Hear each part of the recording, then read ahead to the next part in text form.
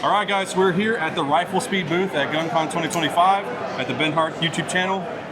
This is Kyle at Riflespeed. He's got something pretty neat. You guys may have seen it before. They've kind of been out for, I think, for a little while. Yeah, getting really more popular. Yeah, a lot of people are using them. So go ahead and show us what we got. Yeah, so we've had Riflespeed gas controls out for a number of years now, been hugely successful, but there have been some configurations of ARs where maybe there wasn't a good fit. Okay, if you like to push the handguard all the way out to the back of your muzzle device, it's been tough to get a gas control in there.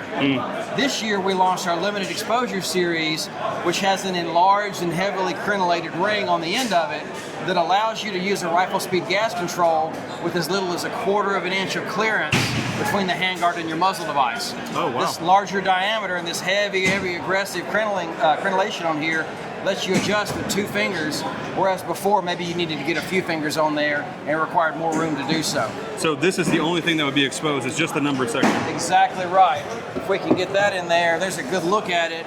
You can see how tight that is. Wow. But I can still get my fingers in here and make that adjustment.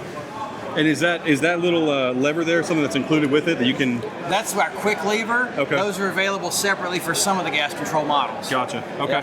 Yep. This specific model here, this is an RS-7524. This was specifically made for the SRT carbines of the West Virginia State Police. They had a really good gun and a really good can, but when they put them together, they didn't work sometimes. You know, suppressed AR stuff. Yeah. So they came to us and said, hey, we got these issues, here's what's going on.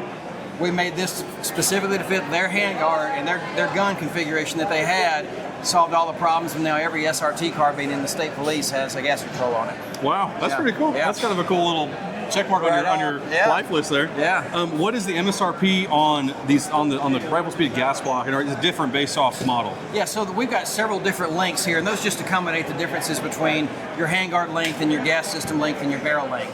They start at $199.99, and the longer models are $209.99. So even though there's about 5 times as much material, small difference. It's just a $10 bump. You know, just try to keep it reasonable for everybody. And you, I mean, I'm sure you've said this a bajillion times, but for anyone that doesn't know what Riflespeed is or how it works, give them a crash course on why they would go with this versus like an Air Precision adjustable gas block or something like that. Well, the biggest thing about the Riflespeed system is that it's completely tool-free. I need no tools to make an adjustment. I need no tools for assembly or for disassembly. Oh, I didn't know that part. Wow. Right, exactly, yeah. So I could actually spin this thing apart in just a matter of seconds. When I get to position number 12, I'm going to hit a stop. Okay, I've got to stop at 1. I've got to stop at 12. Okay. A captured range of adjustment so that it can't vibrate loose or shoot loose. Yeah. But all I need to do to get it to disassemble is press that tab. Control knob comes off. Now the entirety of the gas system is that simple. Wow. So you see there are no tiny little ball bearing detent springs or any of that stuff. All very robust, very simple, very coarse parts that I can assemble and disassemble with no tools. Is there any concern, or have you guys run into any issues or like, you know, LEO or military guys that are using these tens and thousands of rounds of degradation of the spring pressure or carbon locking, stuff like that? Yeah, so the plunger, this little piece you see here, that's the wear item.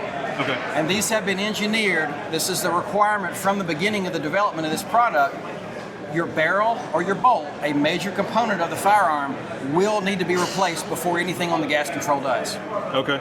Our fleet guns that we use for shows and demos around the country, we shoot thousands of rounds in a weekend show, and those things survive for years with no replacement parts, and they just keep going and keep going. So we've had no issues at all with that. Excellent.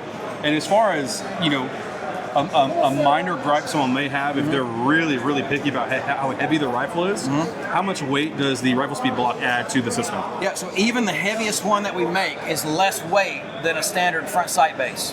Oh, wow, okay. So compared to a regular low-profile gas block, like the Mark 12 SPR gas block, that's kind of like the standard for a military low-profile gas block. We are, I think, 1.5 ounces heavier than that to start with.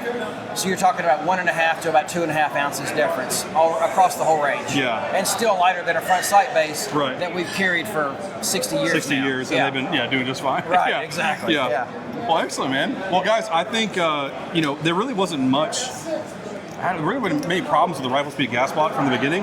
But the one thing that you were mentioning, the clearance issues with trying to get a gas block adjustable, easily adjustable with no tools in that tiny little spot, you guys solved the issue. So that's awesome. Yep. That's super great. Thank you very much, Kyle. Appreciate Thank it. you. Yep. Guys, I think that's it from Guncon 2025. I think that's it. That's the last one. Thanks for checking out the Ben Hart Shoots YouTube channel. We'll see you next time. Peace.